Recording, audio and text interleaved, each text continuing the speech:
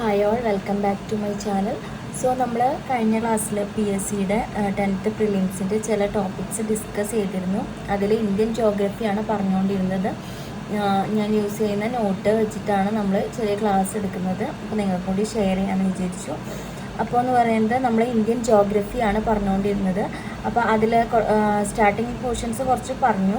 അപ്പോൾ ഞാൻ ഇവിടെ ഇപ്പോൾ നമ്മൾ മാപ്പ് വരച്ചിട്ടുണ്ട്. റഫായിട്ടാണ് വരച്ചിട്ടുള്ളത്, അത്ര കാര്യമായിട്ട് വരച്ചിട്ടൊന്നുമില്ല. അപ്പോൾ ഓരോ സ്ഥലത്തും എന്താണെന്നുള്ളത് നമുക്കൊന്ന് നോക്കി നോക്കാം. അപ്പോൾ വടക്ക് ഭാഗത്ത് സ്ഥിതി ചെയ്യുന്നതാണ് ഹിമാലയം.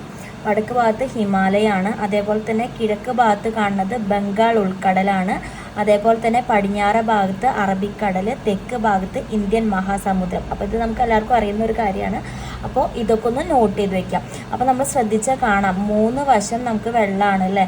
അറബിക്കടൽ, ബംഗാൾ ഉൾക്കടൽ, അതേപോലെ തന്നെ ഇന്ത്യൻ മഹാസമുദ്രം. അപ്പം 3 വശം വെള്ളത്താൽ ചുറ്റപ്പെട്ട് കിടക്കുന്ന ഒരു രാജ്യമാണ് നമ്മുടെ ഇന്ത്യ എന്ന് പറയുന്നത്. അപ്പോൾ ഫസ്റ്റ് പോയിന്റ് അതാണ്. അപ്പോൾ ഈ 3 വശം വെള്ളത്താൽ ചുറ്റപ്പെട്ട് കിടക്കുന്നതിനെ പറയുന്നതാണ് ഈ ഉപദ്വീപ്. അപ്പോൾ നമുക്ക് ഉപദ്വീപ് എന്ന് വിളിക്കാം. അപ്പോൾ നമ്മൾ നോക്കാം, ഇന്ത്യൻ യൂണിയൻ്റെ വടക്കു ഭാഗം എങ്കിൽ ഇന്ത്യയുടെ വടക്കു ഭാഗം എന്ന് പറയുന്നത് ഏതാണ്? നോട്ട് ചെയ്ത് വെക്കുക, തെറ്റിപ്പോരുത്. ഇന്ദിര കോളാണ്. ഇന്ത്യൻ യൂണിയൻ്റെ വടക്കു ഭാഗം എന്ന് പറയുന്നതാണ് ഇന്ദിര കോള്. അങ്ങനെയാണെന്നുണ്ടെങ്കിൽ ഇന്ത്യൻ യൂണിയൻ്റെ തെക്കേ അറ്റം എന്തായിരിക്കും? ഇന്ത്യൻ യൂണിയൻ്റെ തെക്കേ അറ്റം ഇന്ദിര പോയിൻ്റാണ്. മാറിപ്പോരുത്. ഇന്ദിര കോളും ഇന്ദിര പോയിൻറ്റും അങ്ങോട്ടും ഇങ്ങോട്ടും മാറിപ്പോവാൻ ചാൻസ് ഉണ്ട്. അപ്പോൾ അത് അങ്ങോട്ടും ഇങ്ങോട്ടും മാറാതെ ശ്രദ്ധിക്കുക. അടുത്തത് ഇന്ദിര കോൾ അപ്പോൾ സ്ഥിതി ചെയ്യുന്നത് എവിടെയാണ്? ഇന്ത്യൻ യൂണിയൻ്റെ വടക്കു ഭാഗമായ ഇന്ദിര കോള് സ്ഥിതി ചെയ്യുന്നത് എവിടെ? ലഡാക്കിലാണ് സ്ഥിതി ചെയ്യുന്നത്. അപ്പോൾ അടുത്ത പോയിന്റ്, ഇന്ദിര പോയിന്റ് സ്ഥിതി ചെയ്യുന്നതോ? ഇന്ദിര പോയിന്റ് സ്ഥിതി ചെയ്യുന്നത് എവിടെയായിരിക്കും? അപ്പോൾ ഗ്രേറ്റ് നിക്കോബാറിലാണ്. ആൻഡമാൻ ആൻഡ് നിക്കോബാർ നമുക്കറിയാം. അപ്പോൾ അവിടുത്തെ ഗ്രേറ്റ് നിക്കോബാറിലാണ് നമ്മൾ എന്ത് പറയുന്നത്? ഇന്ദിര പോയിന്റ് സ്ഥിതി ചെയ്യുന്നത്. അപ്പോൾ ഇന്ദിര പോയിന്റ് അറിയപ്പെട്ടിരുന്നത് എന്താ?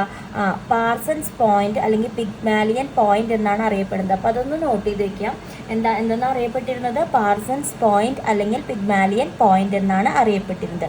അപ്പോൾ നമ്മൾ വടക്കു ഭാഗം പറഞ്ഞു, തെക്കേ അറ്റം പറഞ്ഞു. അങ്ങനെ അടുത്ത് നമുക്ക് നോക്കേണ്ടത് കിഴക്കേ അറ്റം. കിഴക്കേ അറ്റം എന്ന് പറയുന്നത് ഏതാണ്? ഇന്ത്യയുടെ കിഴക്കേ അറ്റം കിബിത്തു ആണ്. കിബിത്തു നോട്ട് ചെയ്ത് വെക്കുക, കിബിത്തു ആണ്. അടുത്തത് ഇന്ത്യയുടെ പടിഞ്ഞാററ്റം. പടിഞ്ഞാററ്റം ഗുഹാർ മോത്തിയാണ്. ഗുഹാർ മോത്തിയാണ് പടിഞ്ഞാററ്റം വരുന്നത്. അപ്പോൾ ഇന്ത്യൻ ഉപദ്വീപിൻ്റെ തെക്കേ അറ്റം ചോദിക്കുകയാണെന്നുണ്ടെങ്കിൽ ഞാൻ പറഞ്ഞു 3 വശം വെള്ളത്താൽ ചുറ്റപ്പെട്ട് കിടക്കുന്ന രാജ്യമാണ് ഇന്ത്യ. അപ്പോൾ അതിനെ പറയും ഉപദ്വീപ് എന്ന് പറയും. അപ്പോൾ ഇന്ത്യൻ ഉപദ്വീപിൻ്റെ തെക്കേ അറ്റം ചോദിക്കുകയാണെന്നുണ്ടെങ്കിൽ അതിൻ്റെ ഉത്തരം കന്യാകുമാരിയാണ്. അപ്പോൾ ഈ പോയിന്റ്സ് ഒക്കെ നോട്ട് ചെയ്ത് വെക്കാം. അടുത്തത് നമുക്ക് സ്ഥാനം നോക്കാം. ഇന്ത്യ എന്ന് പറയുന്നത് നോർത്തേൺ ഹെമിസ്ഫിയറിലാണ്, അതായത് ഉത്തരാർദ്ധ ഗോളത്തിലാണ്. ക്ലാസ് തുടങ്ങുമ്പോൾ തന്നെ നമ്മൾ കഴിഞ്ഞ വീഡിയോയിൽ പറഞ്ഞിട്ടുണ്ടായിരുന്നു സ്ഥിതി ചെയ്യുന്നത്. അപ്പോൾ അതിൻ്റെ ഓരോ പൊസിഷൻസ് ഞാനിവിടെ എഴുതി വെച്ചിട്ടുണ്ട്. അപ്പോൾ ഓരോന്നും നോക്കി പഠിക്കുക. അപ്പോൾ ഉത്തര അക്ഷാംശം എന്ന് പറയുന്നത് 8 ഡിഗ്രി 4 മിനിറ്റിനും 37 ഡിഗ്രി 6 മിനിറ്റിനും മധ്യയുമാണ്. അപ്പോൾ പൂർവ്വരേഖാംശം പറയുകയാണെന്നുണ്ടെങ്കിൽ എത്രയാ? 68 ഡിഗ്രി 7 മിനിറ്റിനും 97 ഡിഗ്രി 25 മിനിറ്റിനും മധ്യയുമാണ്. വിസ്തൃതി നോക്കുകയാണെന്നുണ്ടെങ്കിൽ എത്രയാ?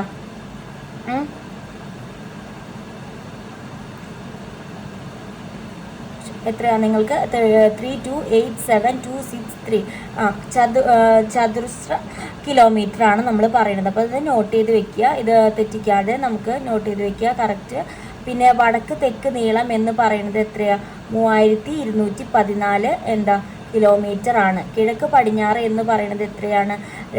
2933. നോട്ട് ചെയ്ത് ക്ലിയർ ആവണമെന്ന് വിചാരിക്കുന്നു. 2933 എന്നാണ് കൊടുത്തിട്ടുള്ളത് കിലോമീറ്റർ.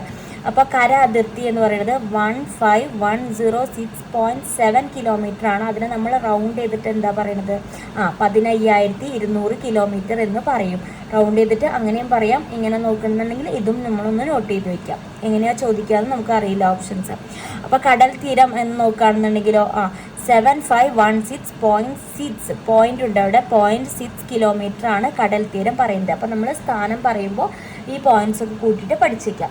ഇനി നമ്മൾ പറയാൻ പോകുന്നത് ഇന്ത്യയുടെ വടക്കേ അറ്റത്തുള്ള സംസ്ഥാനമാണ്, തെറ്റിക്കരുത്. എന്താണ്, ഹിമാചൽ പ്രദേശാണ് എന്ത് ഇന്ത്യയുടെ വടക്കേ, ജമ്മു ആൻഡ് കാശ്മീർ അല്ല, എന്താണ്, ഹിമാചൽ പ്രദേശാണ് എന്ത് വടക്കേ അറ്റത്തുള്ള സംസ്ഥാനം. അടുത്തത് ഇന്ത്യയുടെ തെക്കേ അറ്റത്തുള്ള സംസ്ഥാനം ചോദിക്കുകയാണെങ്കിൽ ഈസിയാണ്, തമിഴ്നാടാണ്. ഇനി ഇന്ത്യയുടെ കിഴക്കേ അറ്റത്തുള്ള സംസ്ഥാനം അരുണാചൽ പ്രദേശ്. ഇന്ത്യയുടെ പടിഞ്ഞാറേ അറ്റത്തുള്ള സംസ്ഥാനം ചോദിക്കുകയാണെങ്കിൽ ഗുജറാത്ത്. അപ്പോൾ ഈ പോയിന്റ്സ് ഒക്കെ ഒന്ന് നോട്ട് ചെയ്ത് വെക്കാം. ഇനി അടുത്തത് കുറച്ച് വ്യത്യാസമായിട്ടുള്ള കുറച്ച് ക്വസ്റ്റ്യൻസ് ആണ്.